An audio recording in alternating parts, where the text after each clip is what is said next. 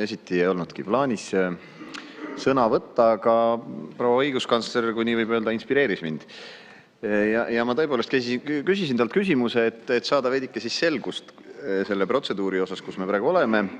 Ja Riigikogu liikme staatuse seadus, paragrahv 18.5, Riigikogu liikme immuniteedi äravõtmise taotlus ütleb järgmist. Riigikogu liikme suhtes menetlustoimingu tegemiseks või süüdistusakti koostamiseks nõusoleku saamiseks esitab õiguskantsler või riigi peaprokurör põhjendatud taotluse, milles näidatakse veenvalt, miks muul viisil ei ole võimalik eesmärki saavutada. Ja ma siis küsisin õiguskantsleri käest, et meil on pretsedendid loodud varasemalt, kus on muul viisil saavutatud eesmärk. Siin juba käsitleti Kadri Tali ja Ivi Eenmaa kaasuseid.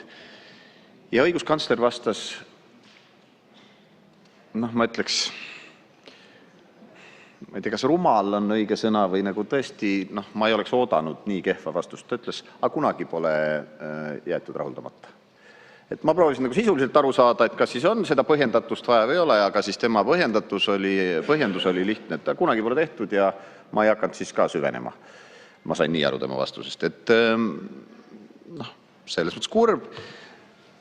Ülle Madise siin hiljaaegu käis Esimeses stuudios ja ta tihti kirjutab artikleid ja esineb kuskil saadetes ja siis kuuled ja vaatad, ajab hästi mõistlikku juttu. Huvitav on kuulata ja annab õigussüsteemile minu arust adekvaatseid hinnanguid ja kirjeldab, kus on probleemid ja nii edasi.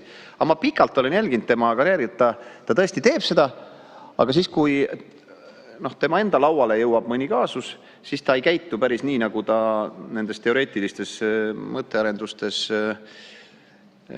väljendab. Nii et, veel kord, oleks ju olnud võimalus täna mulle põhjendada, et kuidas ta siis veendus selles, et muul viisil ei ole võimalik eesmärke saavutada, aga õiguskantsler kahjuks seda võimalust ei kasutanud.